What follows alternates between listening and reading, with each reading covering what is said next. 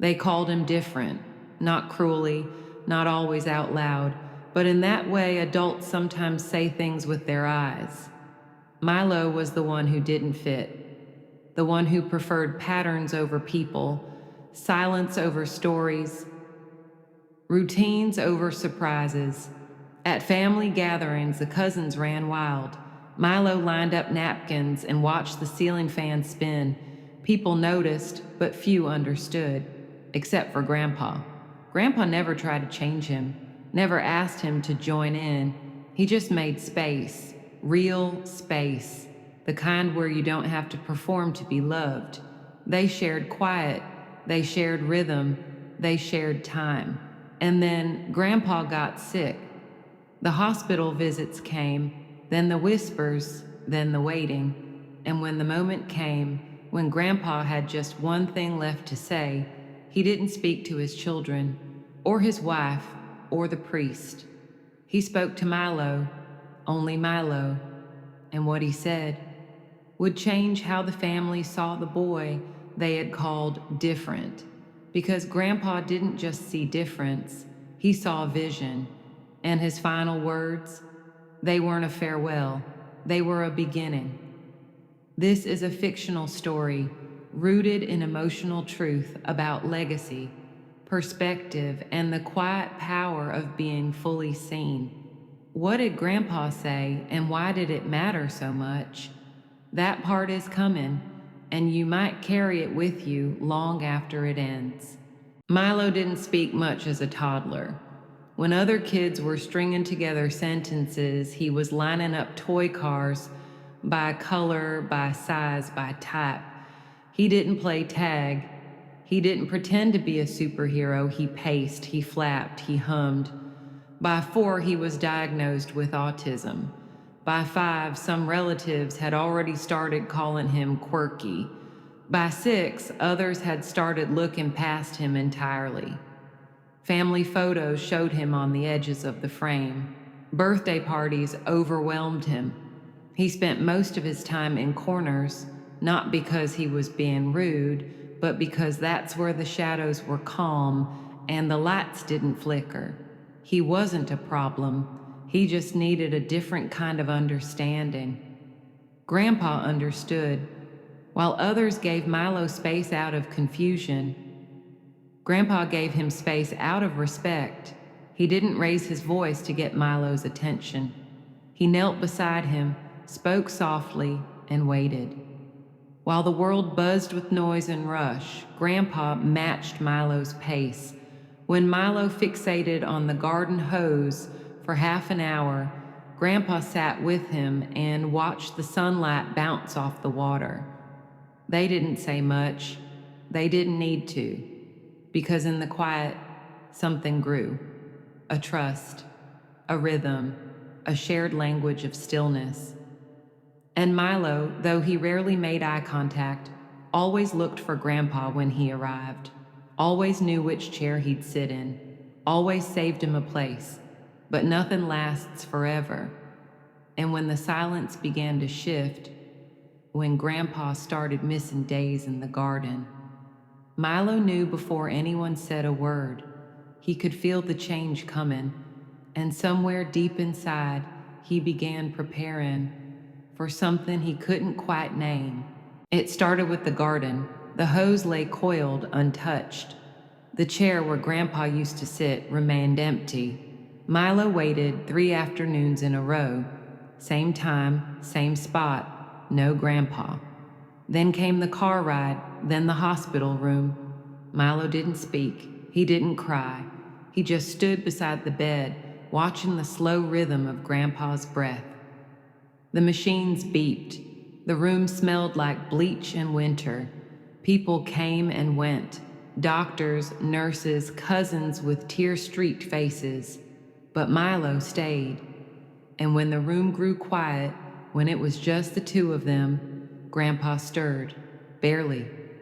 His hand moved, reaching without strength. Milo took it. No one told him to. No one expected him to. He just knew. Grandpa's lips parted. His voice was soft, scraped thin like dry leaves. But the words came clear. You see the world in ways we can't. One day you'll show us what we missed. Milo didn't answer, he just nodded. And in that nod, something shifted. He didn't fully understand what it meant. Not yet, but he would, because those weren't just kind words. They were a mission, and everything that followed began right there. In the weeks that followed Grandpa's passing, Milo returned to the garden, not to play, not to pace, but to build. He gathered stones and made spirals in the dirt, sorted flower petals by shade, left tiny drawings near the roots, each one a memory.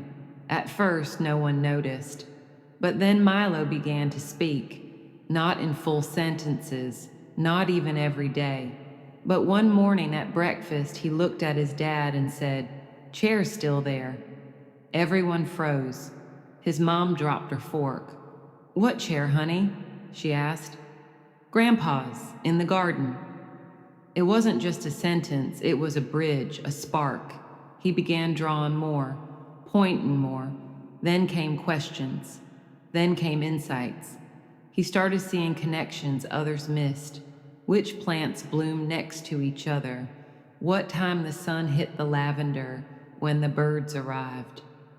Milo was noticing everything, and slowly the family began to notice him. He was no longer just the quiet boy in the corner. He was the keeper of Grandpa's garden, and he was just getting started. But growth never comes in a straight line.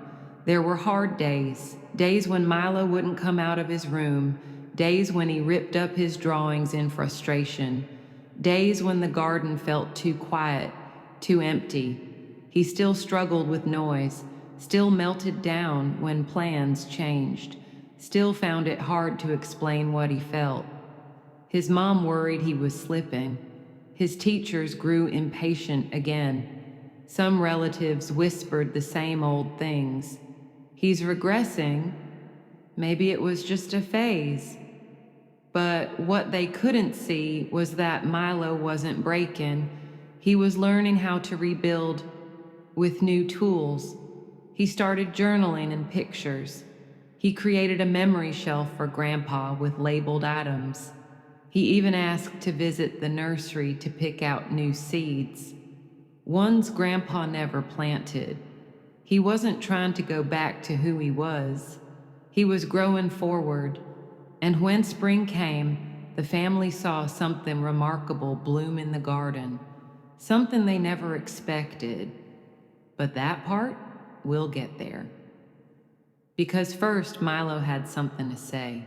That spring, something bloomed that wasn't in any seed packet. A pathway made from flat stones Milo had hand-painted.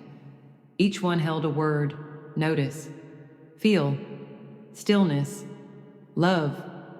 The final stone read, see. It led to the chair, Grandpa's chair, freshly painted, surrounded by wildflowers Milo had planted himself.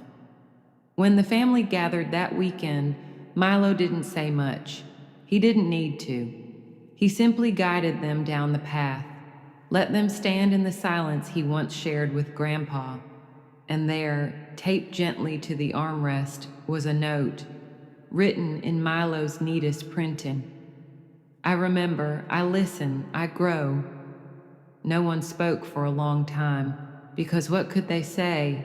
The boy they had once called different had become the keeper of legacy, the translator of quiet love. Milo had never raised his voice, but in his way he had spoken volumes.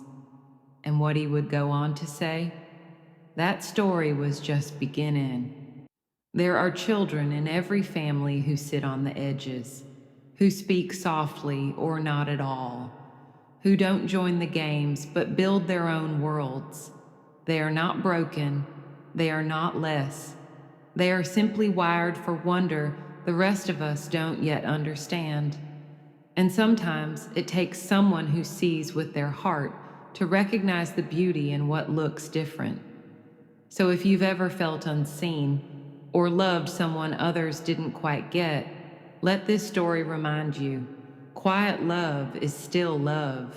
Unspoken words can still echo, and the child they call different might just be the one to carry the legacy forward.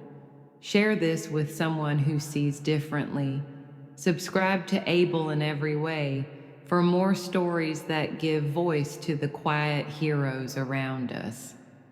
Because the ones we overlook, they just might have the final word.